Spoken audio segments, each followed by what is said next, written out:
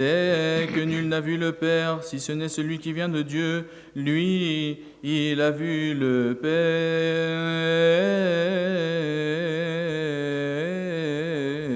Gloire à Dieu éternellement. Amen.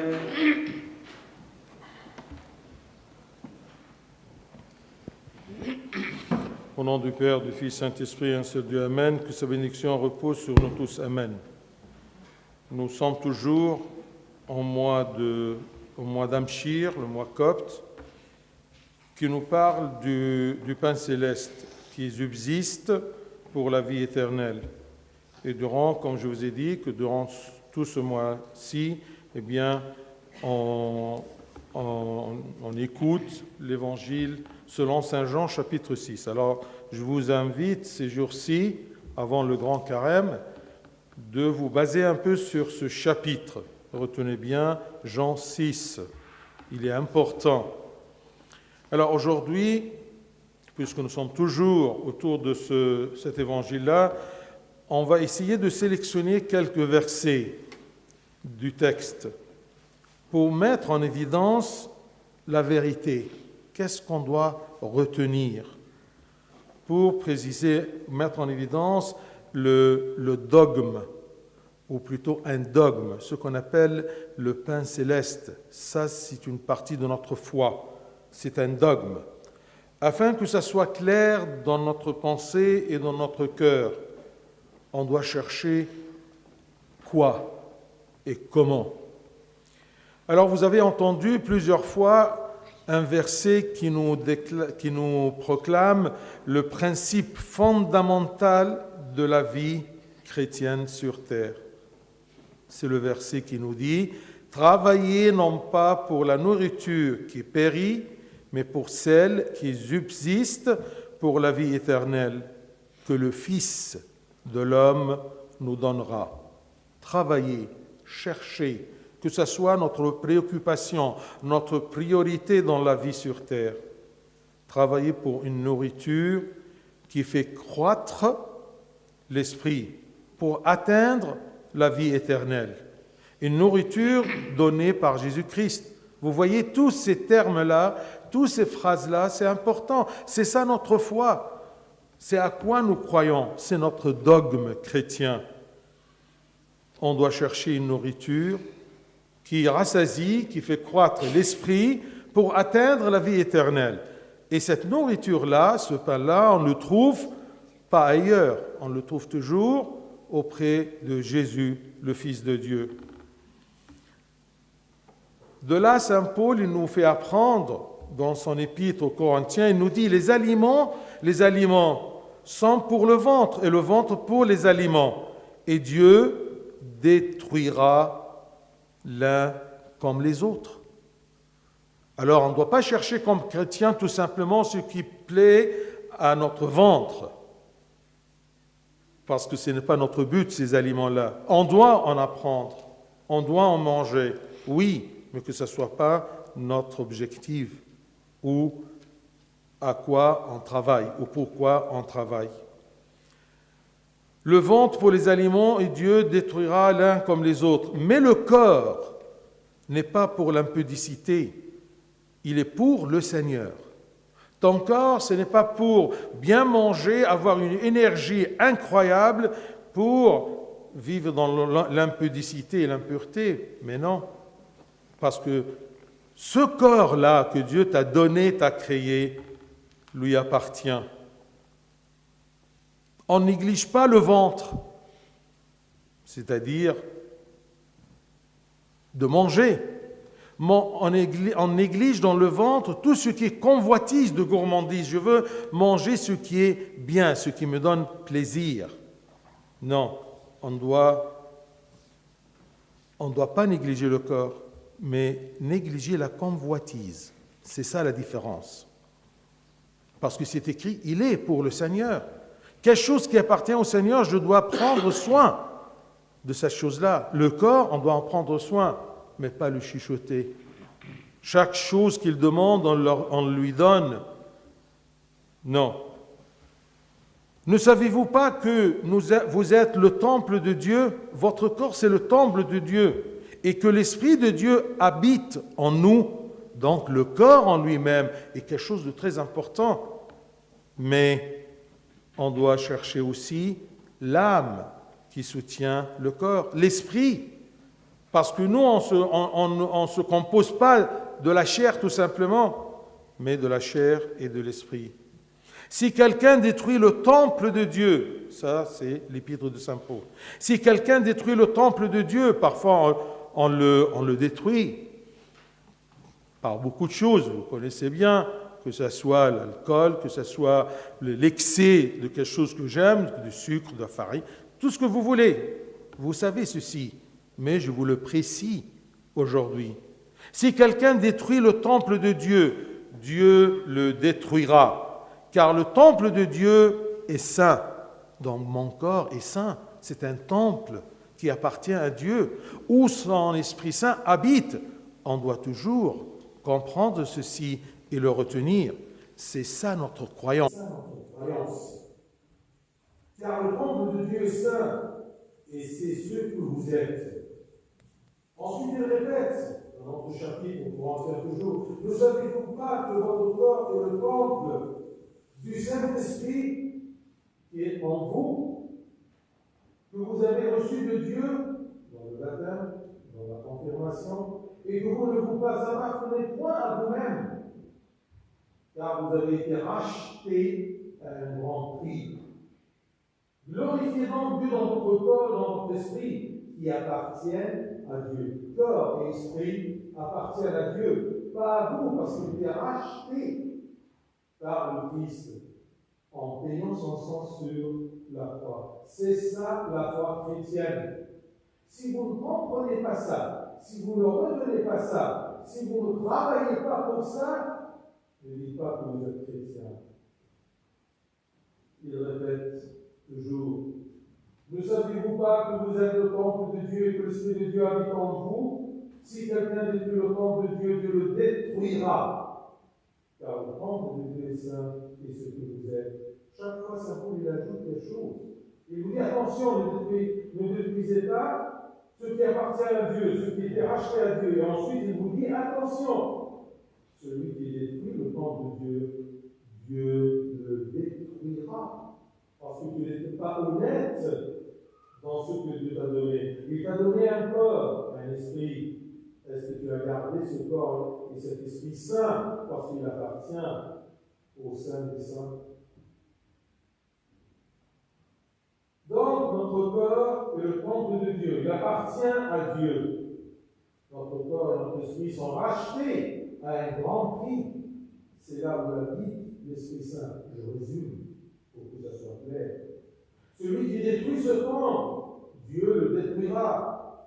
Et on doit utiliser notre corps comme un moyen pour glorifier Dieu. C'est par le corps aussi qu'on va à l'église, qu'on ouvre la bouche pour manger le corps et le sang de Christ. On doit le corps aussi qu'on va à l'église, qu'on ouvre la bouche pour manger le corps et le sang de Christ. On doit prendre soin de notre corps tant qu'on peut et dans nos limites. Ensuite, il y a un autre verset, car le pain de Dieu, c'est celui qui descend du ciel et qui donne la vie au monde. Quel est le pain qui est descendu du ciel? C'est le Christ qui nous a donné son corps. Ça, c'est notre foi, exprimée par des versets clairs et nets, explicitifs. Car le pain de Dieu, c'est celui qui descend du ciel et qui donne la vie au monde. Ils lui dirent, Seigneur, donne-nous toujours ce pain. Mais ils pensent toujours d'une façon très matérialisée.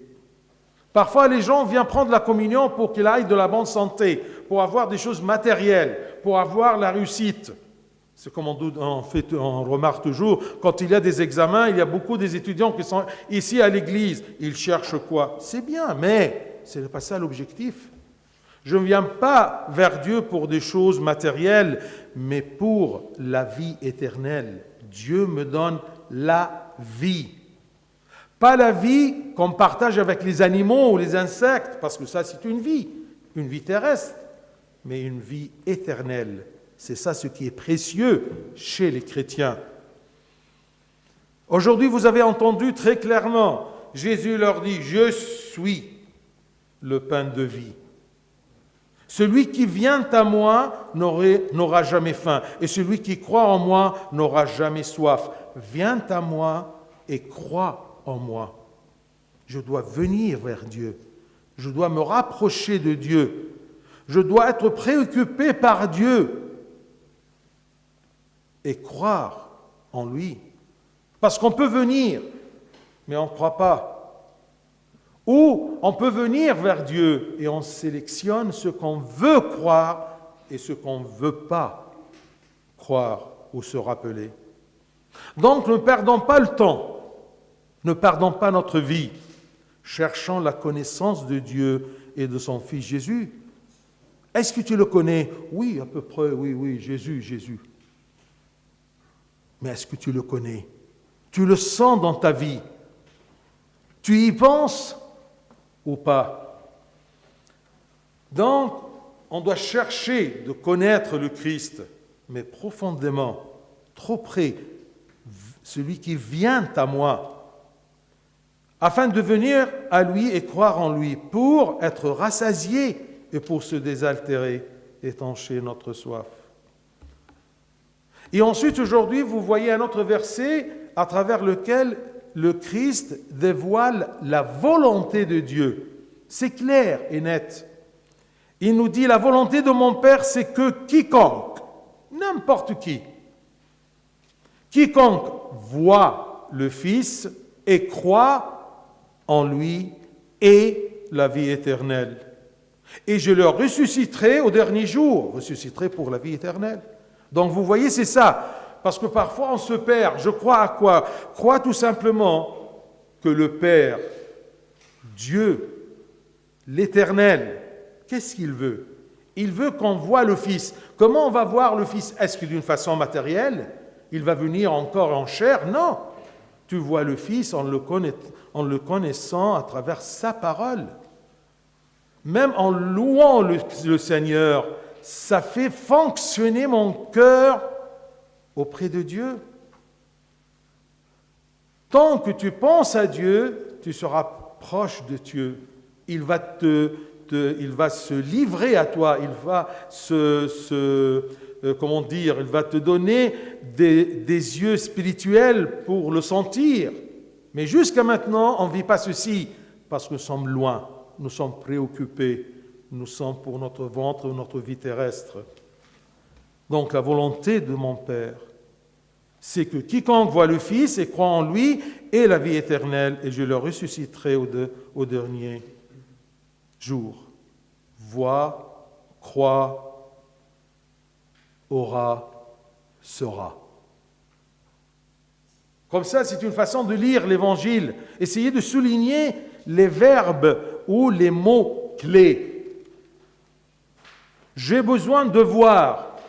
Alors dans ta prière, demande à Dieu, aide-moi à te voir. Je ne te vois pas. Et tu me demandes de te voir. Eh bien, aide-moi à te voir. Ça, c'est une prière qui plaît à Dieu. Et il va te donner. C'est ça, demander d'abord le royaume des cieux. Je veux, mais je n'arrive pas. Aide-moi. Il va te donner.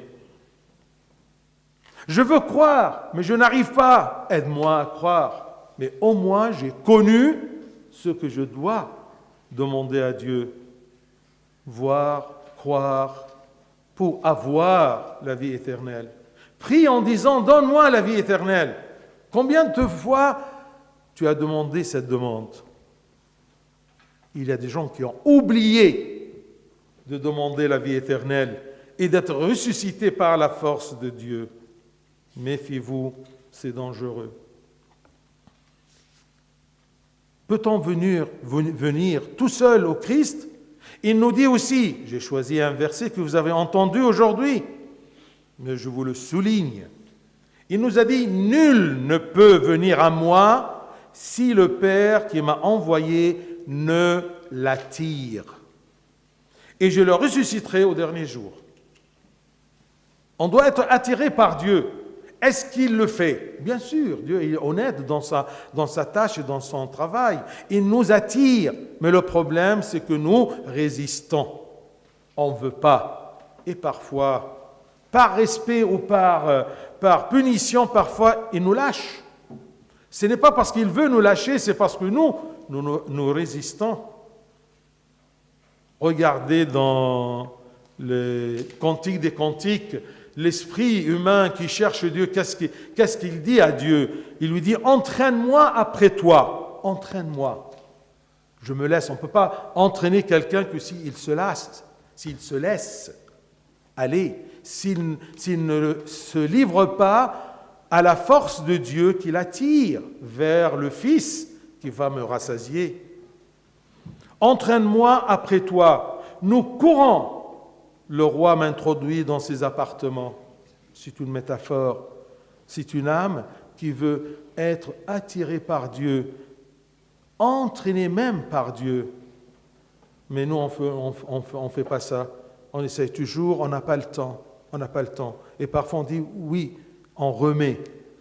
Peut-être demain, peut-être après les examens, peut-être après le mariage, peut-être après que je termine ma jeunesse et je commence à être vieux. Non, attention. Et il ajouta, c'est pourquoi je vous ai dit que nul ne peut venir à moi si cela ne lui a été donné par le Père. Imaginez-vous que le Dieu nous attire vers son Fils pour être sauvé et ressuscité et rassasié, et en même temps, cet acte-là de la part de Dieu, c'est un don. C'est quelque chose de gratuit. Alors, il ne te reste que demander, mais persistez dans votre demande. Donne-moi ce pain, mais ce pain de vie, non pas ce pain terrestre. C'est pourquoi, selon ce que dit le Saint-Esprit, aujourd'hui, si vous entendez sa voix, n'endurcissez pas vos cœurs. Ce que vous avez entendu, ce verset-là, vous l'avez entendu aujourd'hui dans l'épître des apôtres, dans le Boulos, d'accord, l'épître de Saint Paul aux Hébreux. C'est pourquoi, selon ce que dit le Saint-Esprit, il nous chuchote toujours dans notre cœur. Si vous entendez sa voix, n'endurcissez pas vos cœurs. Dieu nous donne sa parole, il nous appelle à travers un serment, à travers quelqu'un qui te parle à propos de Jésus, à propos d'une phrase que tu as lue. Je veux vous dire quelque chose dans l'histoire de Pape Shenouda III, ce grand théologien. Vous savez, la première fois qu'il a commencé à lire l'Évangile, c'était quand? C'était trop tardif, quand il était peut-être à l'université. Comment il a lu? Les gens qui connaissent bien le Caire, il y a Shari' Gumhuriyya, il y a la Société de la Bible, le grand magasin des évangiles. Alors, dans le temps, il mettait un grand exemplaire d'évangile ouvert dans la vitrine. Et c'est facile de se mettre devant la vitrine et lire. Alors, un jour, il était dans cette rue, il a trouvé ce magasin-là, cette librairie, il a commencé à voir ce grand livre-là, c'est quoi? Et c'était Saint Jean. Mais il n'a pas précisé dans ses mémoires c'était quel chapitre. Il a commencé à lire. Dans la rue, comme ça, l'évangile ouvert. Et de ce point, de ce jour-ci, il est rentré chez lui, il a commencé à chercher l'évangile de Saint Jean. Et il a continué pour creuser toujours dans la Bible. Regardez, ça c'est une parole.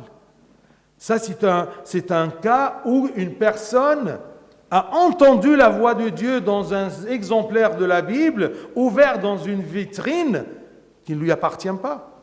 Mais il a entendu, il n'a pas endurci son cœur. Aujourd'hui aussi, dans l'épître des Hébreux, vous avez entendu ceci. Prenez garde, frères, que quelqu'un de vous n'ait un cœur mauvais et incrédule au point de se détourner de Dieu vivant. Qu'est-ce qui rend mon cœur mauvais, incrédule, aux yeux de Dieu, non pas aux yeux des hommes? C'est que tout simplement, j'endurcis mon cœur quand il y a une occasion d'entendre la voix de Dieu. Mais exhortez-vous les uns les autres chaque jour, aussi longtemps qu'on peut dire aujourd'hui, tant qu'on a un jour nouveau, aujourd'hui, afin qu'aucun de vous ne s'endurcisse pas par la séduction du péché. Donc c'est ça qui rend le cœur de l'homme mauvais et incrédule aux yeux de Dieu, c'est de perdre la foi, de n'avoir pas la foi, ne pas chercher la foi. Et ce qui endurcit le cœur aussi, c'est le péché. Si tu es loin de Dieu, de la parole de Dieu, eh bien tu es dans le péché. Tu vas pratiquer le péché. Tu vas boire de l'eau salée qui ne te rassasie jamais. Le péché. Et c'est ça, endurcit ton cœur. Si quelqu'un avec un cœur endurci et mauvais et incrédule entend la parole de Dieu, il ne va pas sentir. Comme les pharisiens, ils ont vu le Christ, il a fait ressusciter Lazare. Et malgré ça, leur cœur était endurci parce qu'ils étaient dans leur péché. Le psaume 95, il nous dit « Car il est notre Dieu et nous sommes le peuple de son pâturage, le troupeau que sa main conduit. Oh, si vous pouviez écouter aujourd'hui sa voix. Lui, il vous force à entendre sa voix. Mais est-ce que tu cherches à chercher la voix de Dieu? Donc, ne perdons pas le temps. Vous savez maintenant, qu'est-ce qu'on a besoin? On a besoin de cette nourriture pour cette vie éternelle. On doit la chercher auprès de Dieu, de Jésus, la parole de Dieu. Et on doit chercher à entendre la voix de Dieu sans endurcir notre cœur par le péché. Donc c'est le péché et l'amour du péché qui endurcissent le cœur de l'homme quand on s'égare du troupeau, quand on s'éloigne de l'Église et de la pratique. Pourquoi on s'intéresse pour les petits-enfants? Tout simplement qu'ils aient l'habitude de pratiquer pour ne pas s'éloigner, ne pas s'égarer loin de Dieu, pour ne pas endurcir leur cœur. On doit travailler pour le pain qui nourrit l'esprit, qui est donné par le Christ, un pain céleste descendu du ciel. Pour en recevoir, on doit venir au Christ et croire en lui. Personne ne peut venir au Christ que par le Père qui donne et qui attire vers son Fils. On doit connaître le Christ pour venir à lui et y croire, pour nous rassasier et nous ressusciter au dernier jour.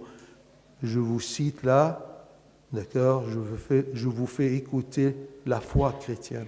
Tout ce que je viens de dire, ça, c'est la foi. C'est ça qu'on doit vivre. Observer les commandements de Dieu, c'est être sur le bon chemin de la vie éternelle. On sait tout.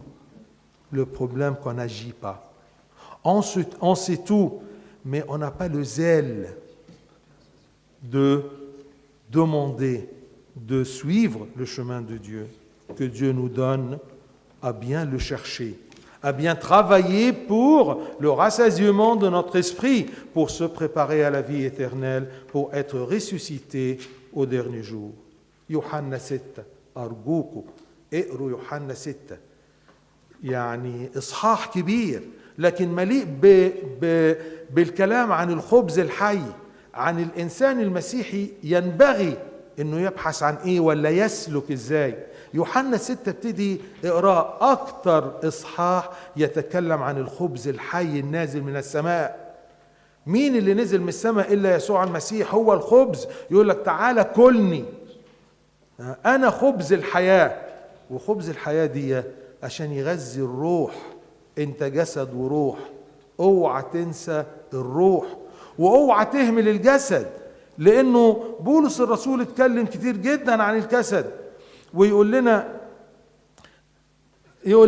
الأطعمة للجوف والجوف للأطعمة والله سيبيد هذا وتلك، كله هيروح في التراب. ولكن الجسد ليس للزنا ولا للخطية ولا لعدم الطهارة، بل للرب والرب للجسد. جسدك دوت لما بنقول لك اهتم بروحك عشان خلاص روحك وابديتك، مش معناها انك تهمل الجسد، مش معناها انك تاكل فول كل يوم عشان انت مكسل او بتحب الفول والبصل وانفخ.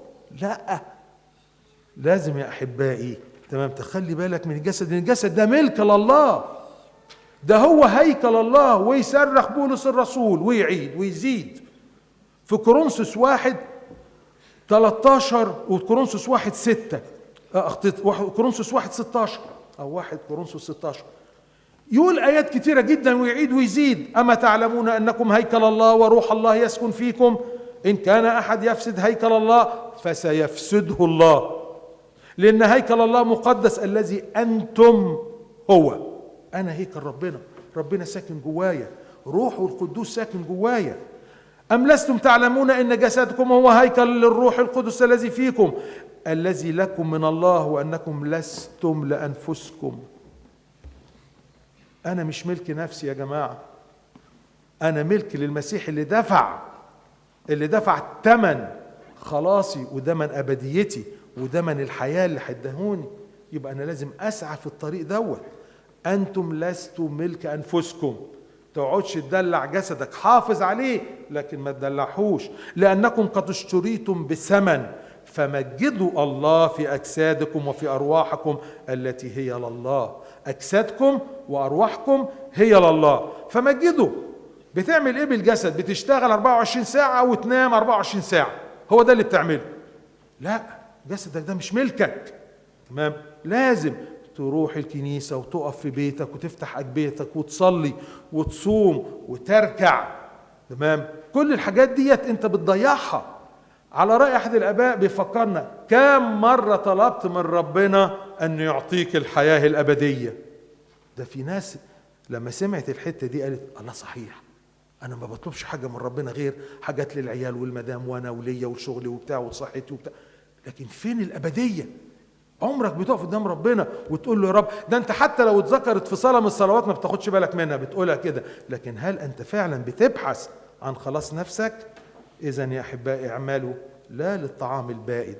ويقول لنا كمان انه هذه هي إرادة أبي، ان كل من يرى الابن يتعرف على الابن يسمع عنه ويؤمن به أنا أقيمه في اليوم الأخير. هي دي إرادة الآب، إنك تعرف المسيح وتؤمن بالمسيح وتتبع المسيح وتاكل المسيح عشان تحيا للحياة الأبدية. إذن يا أحبائي عندكم دفوار كبير وصغير. اقروا يوحنا 6، ركزوا في يوحنا 6 إصحاح يمكن حاجة و70 أو حاجة و60 عدد، لكن أرجوكوا اقروه، وهو ده اللي هيفتح نفسك ويشجعك على الصيام عشان تعرف تضبط الجسد وتمجد الله في جسدك اللي فيه رائحة الصيام. له المجد الدائم إلى الأبد آمين.